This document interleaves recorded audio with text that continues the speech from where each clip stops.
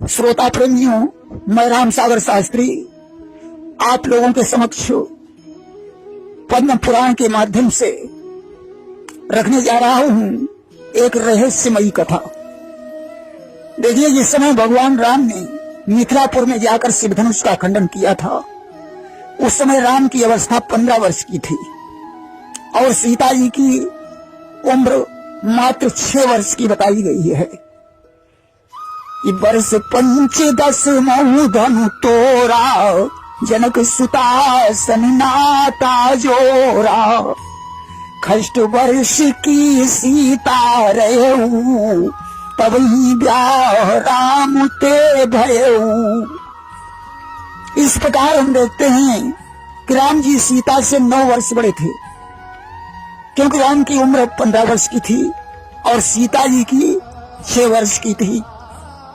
विवाह के पश्चात राम अयोध्या में आए और जब ते राम ब्याही घर आए, नित नव मंगल मोद बधाए। अयोध्या में नित नए मंगलाचार होने लगे। इस तरीके से आनंद में रहते हुए 12 वर्ष व्यतीत हो गए। अब राम 27 वर्ष के और सीता जी 18 वर्ष की हो गई। उसी समय मंथरा के भड़काने पर कैकेयी ने राजा दशरथ से राम के लिए 14 वर्ष का वनवास और अपने पुत्र भरत को राज सिंहासन मांग लिया कि 12 वर्ष हर्ष माह गयऊ, 27 के प्रभु जब भयऊ। तब कैकेयी दीन वनवासु, जोशी की सौतेली सासू। अस्तु वनवास के समय सीता की उम्र 18 वर्ष और राम की उम्र 27 वर्ष की थी। राम ने पिता की आज्ञा को शिरोधार्य किया और सीता लक्ष्मण के सहित वन के लिए चल पड़े। 3 रात्रियों तक राम केवल जलाहार करते रहे। चौथे दिन उन्होंने फलाहार किया। इस प्रकार 5वें दिन चित्रकूट में पहुंचकर वहां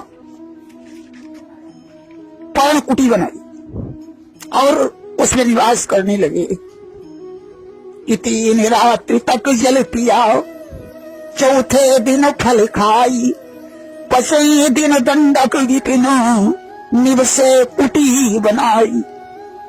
इस प्रकार पंचवटी में रहते हुए 12 वर्ष व्यतीत हो गए। जहाँ 13वां वर्ष लगा, रावण की बहन शूर्पणखा पंचवटी में आ पहुंची कि शूर्पणखा रावण की बहिनी, दुष्ट हृदय दारुण जिमियहिनी। पंचवटी सो गई एक बारा, देख विकल भई जुगल कुमारा। शूर्पणखा ने राम से विवाह का आग्रह किया। राम के संकेत पर लक्ष्मण ने उसके नाक कान काट लिए। उसने खरदूषण और त्रिशरा से शिकायत की। वे तीनों राम के हाथों से मारे गए। अब शूर्पणखा रावण के पास पहुंची। रावण ने साधु बनकर माघ कृष्ण पक्ष की अष्टमी तिथि को ब्रह्म मुहूर्त में सीता का हरण किया कि माघ कृष्ण 8वीं तिथि रहेऊ, सीता हरण दशानन करेऊ। सीता को ढूंढते हुए राम सबरी के आश्रम पर पहुंचे। आगे चलकर सुग्रीव से उनकी मित्रता हो गई। सुग्रीव ने सीता की खोज के लिए बंदरों को भेजा। 10वें महीने में अगहन शुक्ल पक्ष नवमी को बंदरों की भेंट जटायु के भाई संपाति से हुई। उसने बताया जो 100 योजन समुद्र कूद सकता हो, वही सीता की खबर ला सकता है। जामवंत ने बंदरों से कहा, कौन ऐसा वीर है जो 100 योजन समुद्र लांघ कर सीता की खबर ला सकता है। सभी बंदरों ने अपने अपने बल का व्याख्यान किया। किसी ने कहा कि हम 10 योजन समुद्र कूद सकते हैं, किसी ने कहा हम 20 योजन कूद सकते हैं, किसी ने 30, किसी ने 40, किसी ने 50 योजन कूदने की बात कही।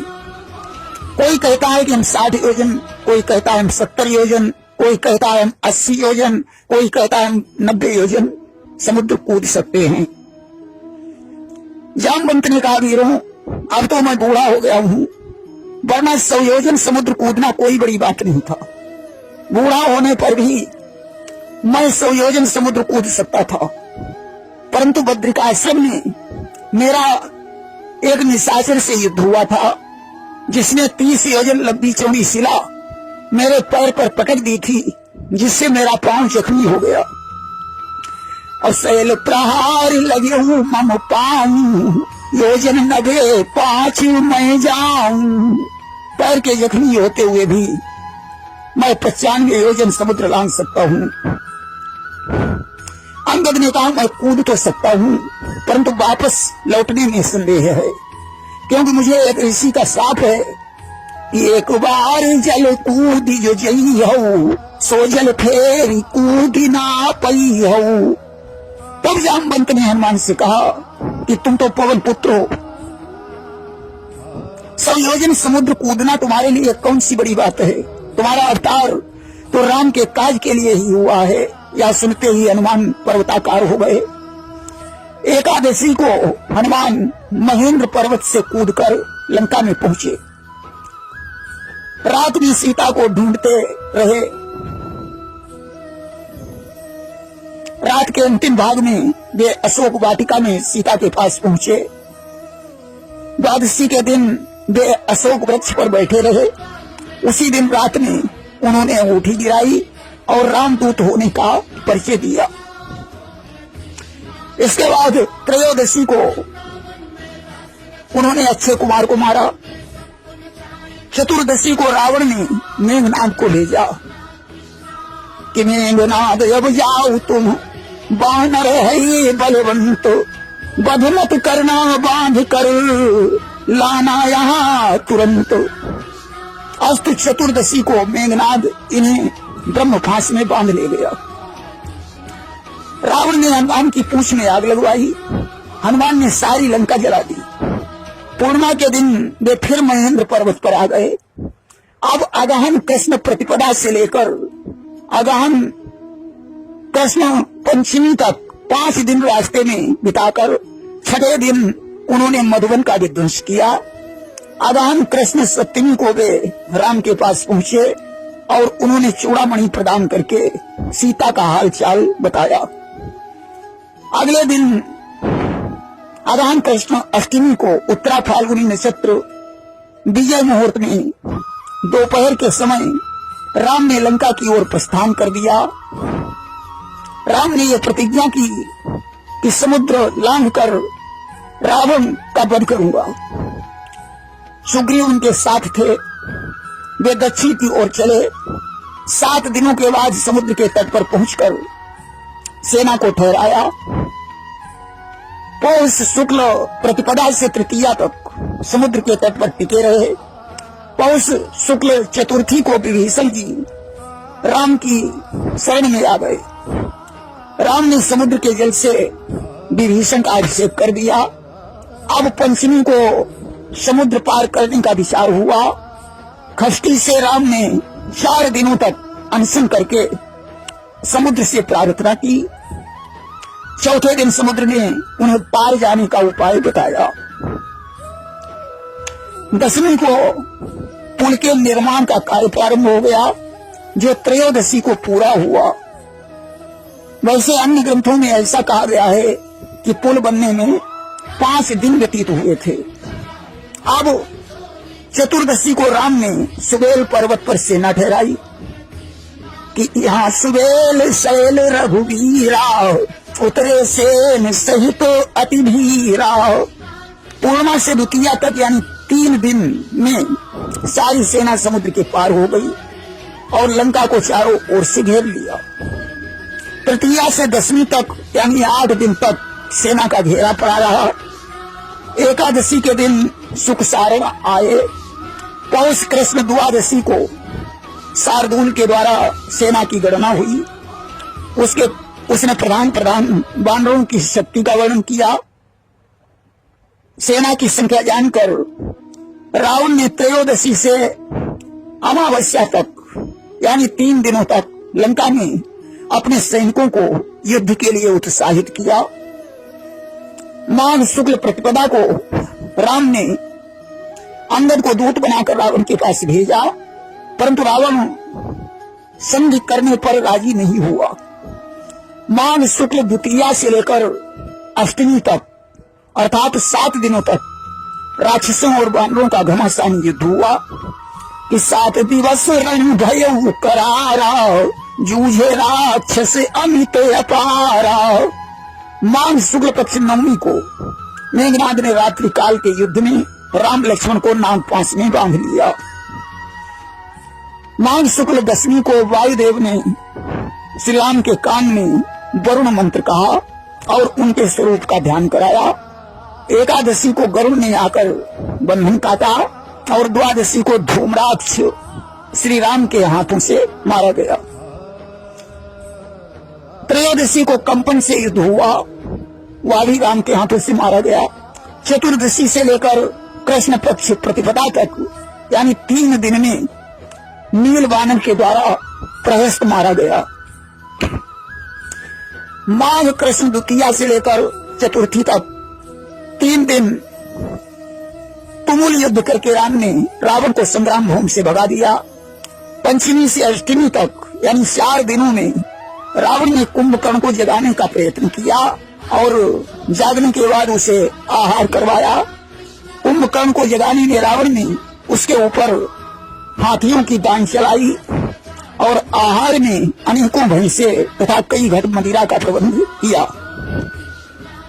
नवमी से लेकर चतुर्दशी तक यानी 6 दिनों तक उसने राम से युद्ध किया और 6ठे दिन मारा गया। अमावस्या के दिन रावण ने शोकातुर होने की वजह से युद्ध बंद रखा और फाल्गुन शुक्ल प्रतिपदा से लेकर चतुर्दशी तक विस्तंतु आदि 5 राक्षस इन 4 दिनों में मारे गए। पंचमी से सप्तमी तक यानी 2 दिन अतिकाय ने युद्ध किया और मारा गया। अष्टमी से द्वादशी तक यानी 5 दिन निकुंभ और कुंभ ने संग्राम किया और मारे गए। इसके बाद 3 दिन मकराक्ष ने युद्ध किया और मारा गया। फाल्गुन कृष्ण द्वितीया को मेघनाद ने लक्ष्मण पर शक्तिवान का प्रहार किया। तृतीया से सप्तमी तक यानी 5 दिन लक्ष्मण की दवा के प्रबंध में राम को युद्ध बंद रखना पड़ा। फिर त्रयोदशी पर्यंत 5 दिन युद्ध करके मेघनाद लक्ष्मण के हाथों से मारा गया। चतुर्दशी को रावण ने यज्ञ दीक्षा ली और युद्ध बंद रखा तथा अमावस्या के दिन युद्ध करने चला। चैत्र शुक्ल प्रतिपदा से लेकर पंचमी तक यानी 5 दिन रावण ने युद्ध किया। इस युद्ध में बहुत से निशाचर मारे गए। षष्ठी से अष्टमी तक यानी 2 दिन में महापार्श आदि राक्षस मारे गए। चैत्र शुक्ल नवमी को रावण ने लक्ष्मण पर शक्तिवान का प्रहार किया। तब राम ने क्रोधित होकर रावण को मार भगाया। दशमी के दिन पुनः भयंकर युद्ध हुआ जिसमें अनेकों राक्षस मारे गए। रावण तो रथ पर सवार था परंतु राम पैदल ही युद्ध कर रहे थे। यह देखकर एकादशी को इंद्र ने मातल सारथी के सहित राम के लिए रथ भेज दिया। चैत्र शुक्ल पक्ष द्वादशी से वैशाख कृष्ण पक्ष चतुर्दशी तक 18 दिन राम और रावण का घमासान युद्ध हुआ। रावण राम के हाथों से मारा गया। अब हम देखते हैं कि माघ शुक्ल द्वितीया से वैशाख कृष्ण चतुर्दशी तक 87 दिन होते हैं। इनके भीतर केवल 15 दिन तक युद्ध बंद रहा। अब 87 में 15 दिन घटाने पर 72 दिनों का आंकड़ा आता है, यानी लंका में युद्ध 72 दिन हुआ। वहीं आचार्य चक्रसेन ने 84 दिन के युद्ध का प्रमाण प्रस्तुत किया है। जो भी हो, अमावस्या को रावण आदि का दाह संस्कार हुआ। वैशाख शुक्ल प्रतिपदा को राम युद्ध भूमि में ही ठहरे। द्वितीया को उन्होंने विभीषण का राज तिलक किया। इसके पश्चात तृतीया को राम ने सीता की अग्नि परीक्षा ली और वैशाख शुक्ल चतुर्थी को पुष्पक यान से अयोध्या की ओर प्रस्थान किया। वैशाख शुक्ल पंचमी को राम दलबल के सहित भरद्वाज के आश्रम पर पहुंचे और 14वां वर्ष पूर्ण होने पर षष्ठी को नंदी ग्राम में जाकर भरत से मिले। सप्तमी को राम का राज तिलक हो गया। वे अपने भाइयों की सम्मति से राजकाज देखने लगे।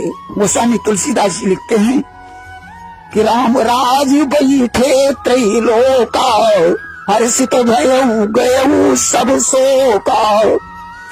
राजाभिषेक के समय राम की अवस्था 42 वर्ष की थी और सीता जी की अवस्था उस समय 33 वर्ष की हो चुकी थी।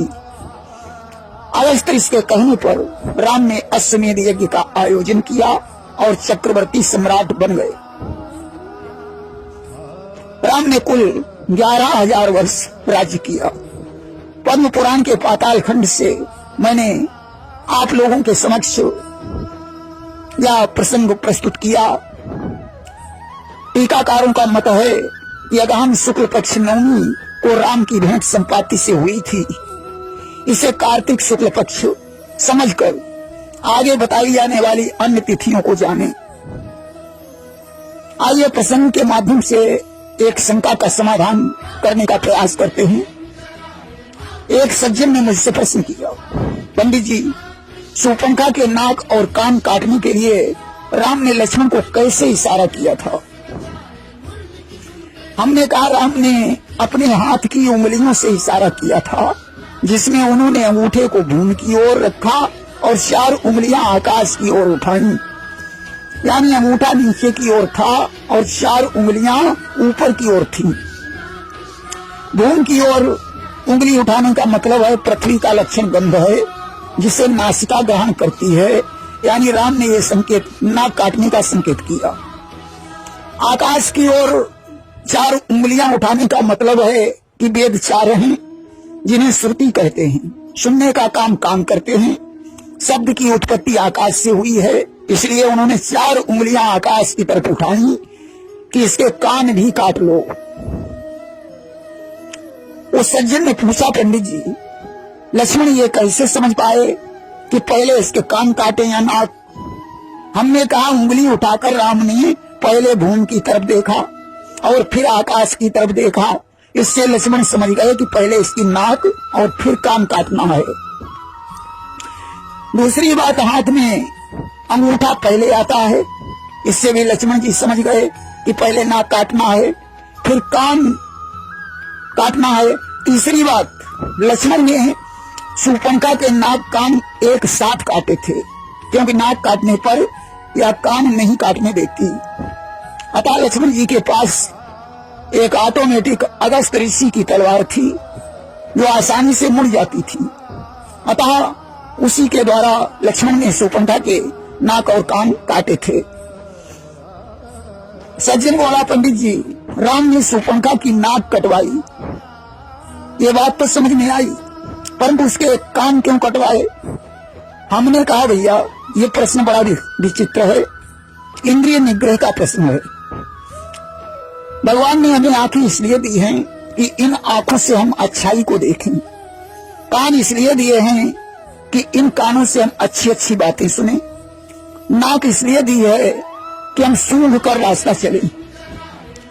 हाथ इसलिए दिए हैं कि इन हाथों से हम धर्म करें।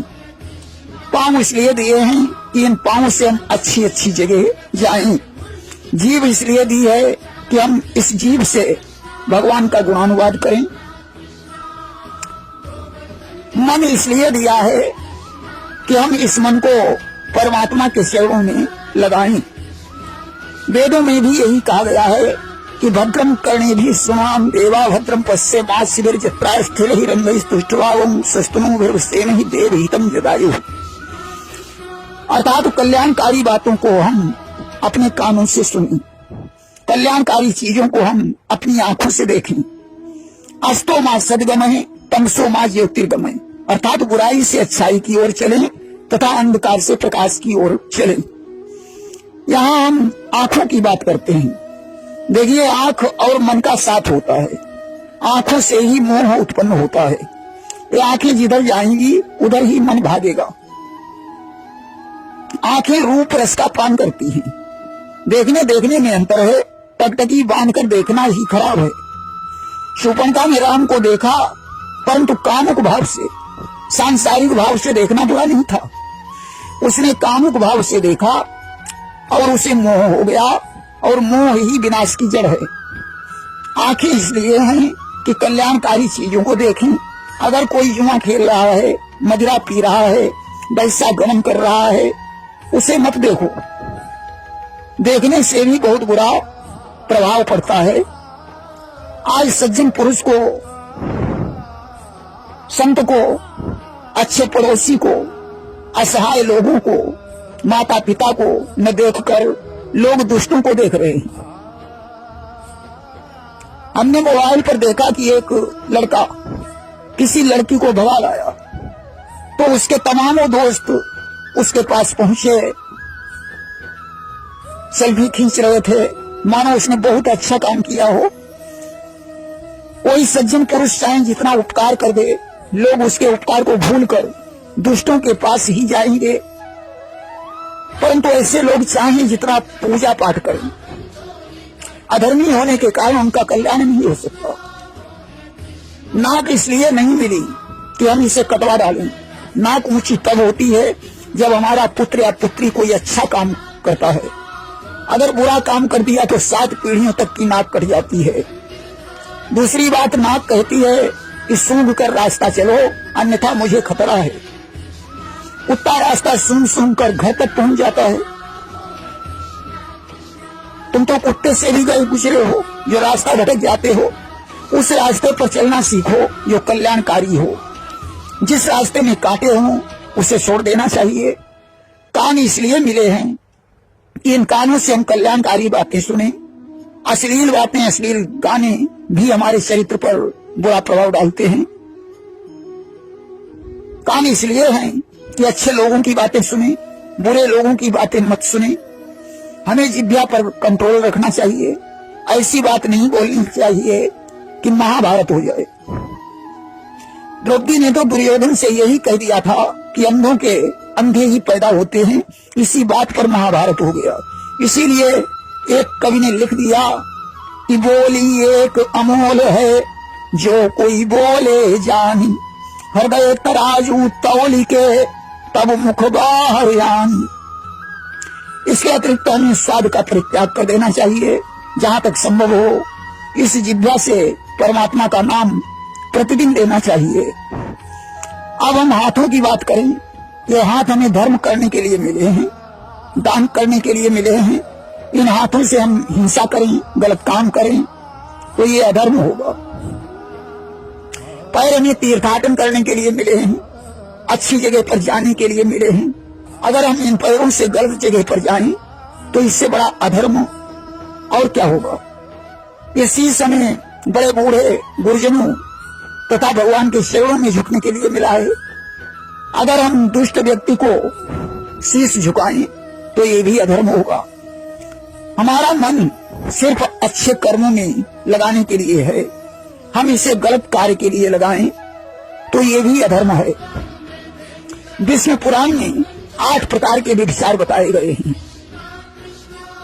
किसी को कुदृष्टि से देखना, उसके बारे में कुत्सित बातें करना, कुत्सित इच्छा रखना, कुत्सित भाव से मिलना या कुत्सित भाव से मिलने का विचार बनाना, कुत्सित भाव से जाकर मिलना, कुत्सित भाव से छूना, उसके लिए कुत्सित प्रतिज्ञा करना और उससे संसर्ग करना,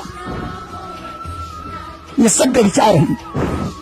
शूर्पणखा ने राम को कुत्सित दृष्टि से देखा, कुत्सित बातें की। राम ने विचार किया कि ये कितनी निर्लज्ज है। स्त्री का भूषण लज्जा होता है, इसने तो सारी हया शर्म बेच खाई है। या अगस्त और पुलस्त की नाक कटवाना चाहती है, अतः इसकी नाक काटने में ही, इसकी नाक काटने के ही योग्य है। इसने अपने कानों से अच्छी शिक्षाएं नहीं सुनी, अतः इसके कान भी काटने के योग्य हैं। अब सज्जन पुरुष ने कहा, पंडित जी, जयंत ने जब सीता पर कुदृष्टि डाली तो राम ने उसकी एक आंख फोड़ डाली, शूर्पणखा की आंखें क्यों नहीं फोड़ी? मैंने कहा, जयंत ने सीता के शरीर को चोट भी पहुंचाई, परंतु शूर्पणखा को लक्ष्मण ने पहले ही रोक दिया था। अगर यह सीता को चोट पहुंचाती तो राम इसकी आंखें भी फोड़वा देते। दूसरी बात, अगस्त्य की तलवार से नाक कान तो काटना आसान था, परंतु आंखें फोड़ने वाली चीज है, वे काटी नहीं जा सकती। उस सज्जन ने कहा, पंडित जी, राम ने अगस्त ऋषि की तलवार से ही नाक कान क्यों कटवाए? मैंने कहा, इसलिए कि ये महर्षि पुलस्त्य के पुत्र विश्रवा की पुत्री थी। अगस्त जी विश्रवा के भाई थे, इसलिए लक्ष्मण ने सोचा कि इसने अगस्त ऋषि की नाक नीची करने का दुस्साहस किया है, अतः उनकी ही दी हुई तलवार से मैं इसके नाक कान काटूंगा। सज्जन बोला, पंडित जी, आपको कैसे पता चला कि राम ने लक्ष्मण की तरफ ऐसे इशारा किया था? क्या आप वहां बैठे थे? मैंने कहा, भैया, हम तो वहां नहीं बैठे थे, परंतु हमारे ऋषि त्रिकालज्ञ थे, उन्हें भूत, भविष्य और वर्तमान तीनों कालों का ज्ञान था, अतः हमारे ग्रंथ ऐसा बताते हैं। इस प्रकार उस सज्जन की शंका का समाधान हुआ। प्रेम से बोलिए सियावर रामचंद्र की जय।